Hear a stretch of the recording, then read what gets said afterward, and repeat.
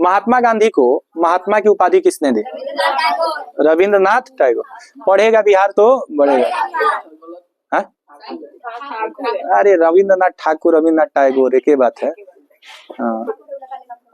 अब कहेगा कि गांधी जी, तो कहेगा ना गांधी जी नहीं सर, मोहनदास करमचंद गांधी। मालूम हो गया? अरे हाँ, बहुत चीज तुमको मालूम नहीं रहता, लेकिन वो चीज हम पूछेंगे तुमसे। कौन सा कास्ट बनाया? कौन सा नया धर्म बनाया तुम? नया धर्म बताएगा ना? ऐसा कुछ है नहीं ना, क्लास 10th में है, 9, 10, 11, 12 सब के दायरे में रहता है। अच्छा चलिए देखिए यहाँ पे, महात्मा गांधी का जन्म स्थान पोरबंदर। कहाँ? पोरबंदर। पोरबंदर में जन्म हुआ था। किस राज्य में जी? कब हुआ था? 2 अक्टूबर 1869।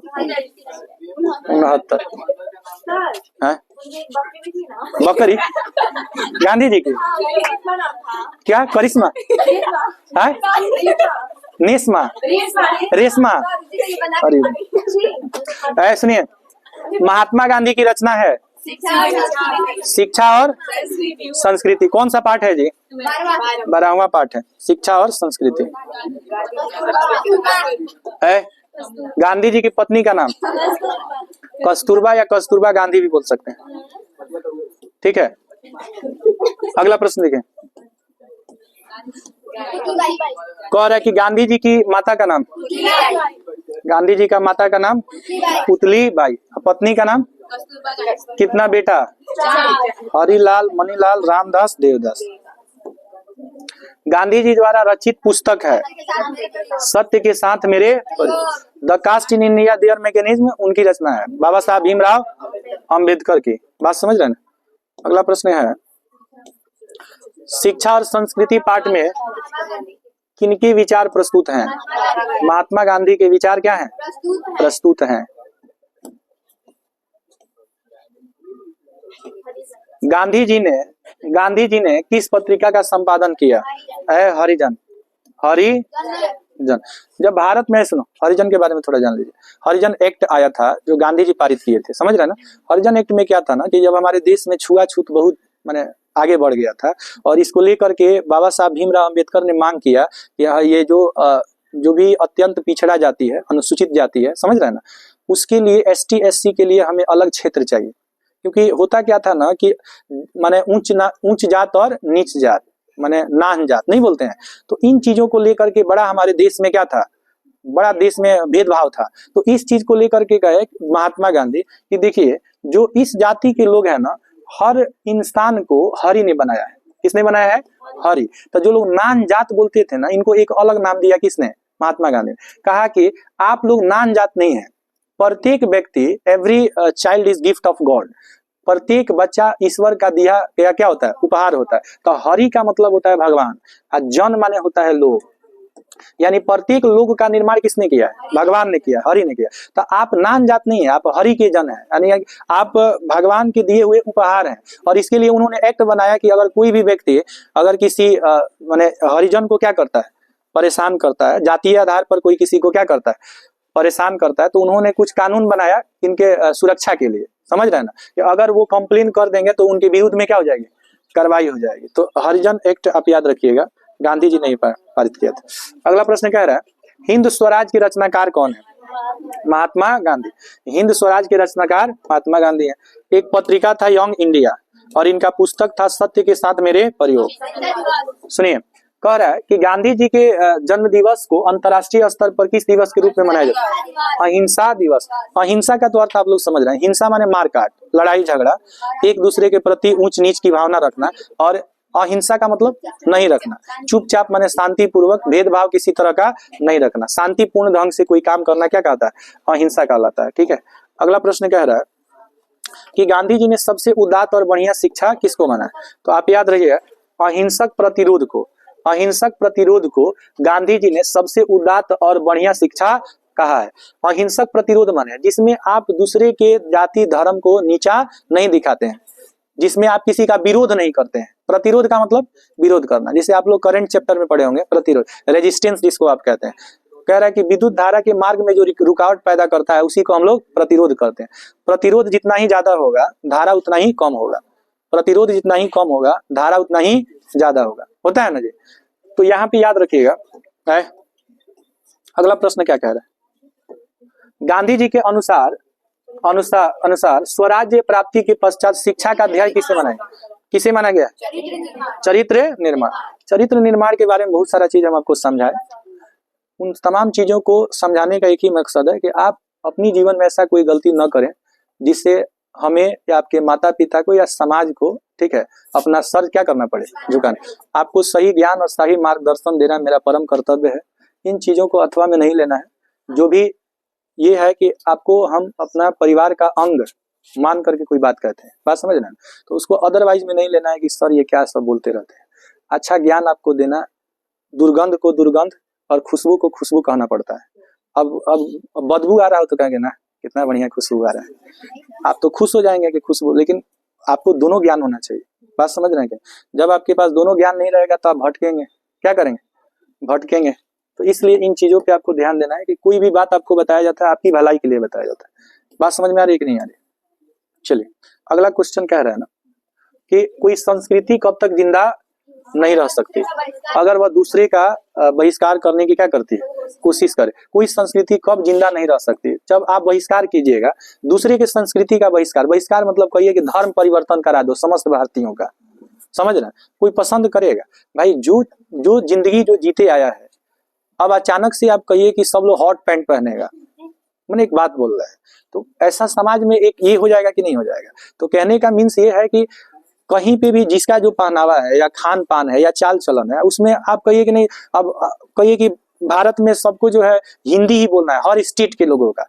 अब जो व्यक्ति शुरू से गुजराती मराठी ही बोलते आया है उसके लिए हिंदी बोलना क्या है, वो टफ है कि नहीं है? तो आप अचानक से कोई परिवर्तन कोई कराना चाहेंगे तो उसमें क्या हो जाएगा, उसमें आपकी भी संस्कृति जिंदा नहीं रह सकती है। बात समझ में आ रहा है कि नहीं? अगला देखिए, दस्तकारी का अर्थ क्या होता है? दक्षकारी का अर्थ क्या होता है? इसमें देखिए हस्त कौशल। हस्त कौशल देखिए क्या होता है, सुनो। हाथों की कला जो होती है ना बाबू, हाथों की कला को क्या बोलते हैं? हस्त कौशल बोलते हैं। हस्त कौशल, इसी का अर्थ दस्तकारी होता है। इसका मतलब समझिए, आप बहुत ज्ञानी हैं, आपके पास अपार ज्ञान है, लेकिन आपके हाथ में कोई कला नहीं है। हाथ में कला होने का मतलब अपने परिवार के भरण पोषण के लिए जीविका का उपार्जन करना, अर्थात आर्थिक जो चीजें हैं उसमें मजबूती आना। ज्ञान बहुत है लेकिन आप अपने परिवार का भरण पोषण नहीं कर पा रहे, आपके अंदर कोई कला नहीं है जिससे आप अपने परिवार का भरण पोषण कर पा रहे हैं, तो वो ज्ञान किसी काम का नहीं। तो हस्त कौशल आपके पास होना चाहिए, मतलब कोई ना कोई कला ऐसी होनी चाहिए जिससे आप अपने परिवार का भी क्या कर सकें, भरण पोषण कर सकें। ठीक है, अगला प्रश्न कह रहा है अमल का अर्थ क्या होता है? अमल का अर्थ क्या होता है? अमल का अर्थ होता है व्यवहार। अमल का अर्थ क्या होता है? ये अम्ल नहीं है, अम्ल दूसरा चीज होता है। अम्ल दूसरा चीज, अम्ल छाल लवण आप लोग पढ़े होंगे, ठीक है। अम्ल का कोई परिभाषा नहीं है, आप याद रखिएगा। अम्ल की पहचान होती है, इसकी परिभाषा नहीं होती है। अम्ल की पहचान है कि ये स्वाद में क्या होता है, खट्टा होता है ना। अम्ल लाल को क्या कर देता है, नीला कर देता है ना, ये उसकी क्या होती है, पहचान होती है। गांधी जी किस माध्यम से शिक्षा देने के पक्षधर थे? किस माध्यम की शिक्षा? किताब, विद्यालय, दस्तकारी या उद्योग? इनमें से कोई नहीं, इनमें से कोई नहीं। गांधी जी किस माध्यम से शिक्षा देने के पक्षधर थे? खुद की जो भाषा है ना, क्या दिया है, दस्तकारी दिया हुआ है, खुद की भाषा में शिक्षा ग्रहण करने की उन्होंने सलाह दी। अगला देखिएगा, सत्य के साथ मेरे प्रयोग किसकी रचना है? महात्मा गांधी की रचना है। सत्य इनकी ऑटोबायोग्राफी है। सच life history that is written by himself is known as the name of autobiography and my experiment with truth is the autobiography of Mahatma Gandhi. कुछ समझ में आया? नहीं आएगा। हिंद स्वराज के रचनाकार हमारे महात्मा गांधी हैं, ठीक है। महात्मा गांधी के द्वारा ये लिखा गया। हरिजन के संपादक कौन थे? महात्मा गांधी। हरिजन क्या है? हरिजन यंग इंडिया इनकी पत्रिका है। किसकी पत्रिका है? महात्मा गांधी की। अगला प्रश्न कह रहा है, अहिंसा दिवस किस तारीख को मनाया जाता है? 2 अक्टूबर किसका जन्म दिवस है? 2 अक्टूबर 1869 को इनका। 69 कौन बोल रही है जी? हम 1869 बोल रहे हैं, वो 69 बोल रही है। यहाँ पे देखो, भारतीय संस्कृति किसका है? सुनिए, भारतीय संस्कृति किसका प्रतीक है? एकता का, भिन्न भिन्न संस्कृतियों के सामंजस्य का, मानवता का, विविधता का, एकता का प्रतीक है। किसका प्रतीक है? एकता का प्रतीक, या भिन्न भिन्न संस्कृतियों के सामंजस्य, एक ही बात है, एकता रहेगा तभी तो सामंजस्य होगा। है देखिए, गांधी जी के अनुसार शिक्षा सहायक होती है शरीर के विकास में, बुद्धि के विकास में, आत्मा के विकास में, या इन सभी के विकास, इन सभी के विकास, इन सभी के विकास। शिक्षा से आपका सर्वांगीण विकास होता है, आंसर डी हो जाएगा। शेक्सपियर किस भाषा के कवि हैं? शेक्सपियर अंग्रेजी भाषा के कवि है। शेक्सपियर किस भाषा के कवि? इंग्लैंड के रहने वाले थे, ये अंग्रेजी भाषा के क्या है? कवि है। शेक्सपियर मतलब कौन शेक्सपियर? शेक्सपियर का पूरा नाम क्या था? Tolstoy, William Shakespeare, William Shakespeare. Tolstoy किस देश के साहित्यकार थे? टॉलस्टॉय रूस के थे। कहाँ के थे? रूस के एक महान क्रांतिकारी व्यक्ति थे जिनका नाम था टॉलस्टॉय, रूस के थे, अमेरिका के नहीं थे। है शिक्षा और संस्कृति पाठ के लेखक कौन है जी? महात्मा गांधी। अगला क्वेश्चन कह रहा है महात्मा गांधी का जन्म कब हुआ था? एक ही क्वेश्चन में लग रहा है तुमको, इसमें सन दिया उसमें सन नहीं दिया था। 2 अक्टूबर 1869 को महात्मा गांधी का जन्म 2 अक्टूबर 1869 को। अगला प्रश्न, महात्मा गांधी का जन्म कहाँ हुआ था? यहाँ राज्य पूछ रहा है, कहाँ पे? गुजरात में जन्म हुआ था। ठीक है, नेक्स्ट क्वेश्चन है यंग इंडिया क्या है? यंग इंडिया क्या है? पत्रिका है, पत्रिका है। हरिजन यंग इंडिया इसका पूरा नाम है, समझ रहे हैं ना? हरिजन यंग इंडिया इसका पूरा नाम। शेक्सपियर को किस रूप में जाना जाता है? कवि, नाटककार, नाटककार के रूप में जाना जाता है। ए और बी दोनों हो जाएगा, दोनों, कवि भी है और नाटककार भी। क्या हो जाएगा? कवि और नाटककार। महात्मा गांधी ने बच्चों को किस ढंग की तालीम देने के लिए भरसक कोशिश की थी? तो अहिंसक प्रतिरोध। अहिंसक प्रतिरोध का मतलब जिसमें मार झगड़ा लड़ाई का ये सब न हो। गांधी जी का वकालत की जो पढ़ाई है के लिए कहाँ गए? गांधी जी वकालत की पढ़ाई के लिए इंग्लैंड गए थे। कहाँ गए थे? इंग्लैंड। और आप याद रखिएगा इंग्लैंड की राजधानी कहाँ है? लंदन। जैसे भारत की राजधानी नई दिल्ली है, उसी तरह इंग्लैंड की राजधानी क्या है? लंदन। लंदन में ही इन्होंने ऑक्सफोर्ड यूनिवर्सिटी से लॉ का प्रिपरेशन किया था। आंसर क्या हो जाएगा? सी हो जाएगा, सी लंदन हो जाएगा। गांधी जी दक्षिण अफ्रीका में कब से कब तक रहे? तो आप याद रखिएगा महात्मा गांधी जो है दक्षिण अफ्रीका कब से कब तक रहे थे? दक्षिण अफ्रीका, ठीक है, दक्षिण अफ्रीका कब से कब तक रहे थे? 16, 18, 20, यही हो जाएगा आपका।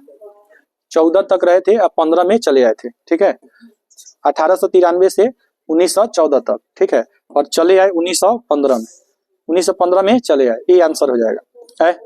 गांधी जी के 2 हथियार थे। गांधी जी के 2 हथियार कौन थे? अहिंसा और सत्याग्रह। अहिंसा और सत्याग्रह। अहिंसा के मार्ग पे चलते थे और सत्याग्रह को अपनाते थे। ठीक है, डी हो जाएगा। महात्मा गांधी के अनुसार शिक्षा का माध्यम होना चाहिए। महात्मा गांधी के अनुसार शिक्षा का माध्यम होना चाहिए नाट्य कला, हस्तकला। हस्तकला हो जाएगा। क्या हो जाएगा? हस्तकला। हस्तकला क्या होता है? माने हाथों की शिक्षा होनी चाहिए, हाथों में कला होना चाहिए, माने उसमें जिससे आप उदात्त का अर्थ क्या होता है? उदात्त का अर्थ होता है श्रेष्ठ। उदात्त का अर्थ होता है श्रेष्ठ, बढ़िया। बात समझ रहे ना? उदात्त का अर्थ क्या होता है? श्रेष्ठ या बढ़िया। अगला कह रहा है निधन कब हुआ था? 30 जनवरी 1948। सन याद रखिएगा तो डेट मिल जाएगा आपको। डेट सब में सेम दिया, सन आपको बताना है। 30 जनवरी 1948। किसने गोली मारकर हत्या की? नथुराम गोडसे ने। ठीक है, ये आप जो चैप्टर है ना इसको अच्छे से आप लोग पढ़िएगा, क्योंकि हिस्ट्री में भी बहुत काम करेगा आपको, हिस्ट्री में बहुत काम करेगा। ठीक है।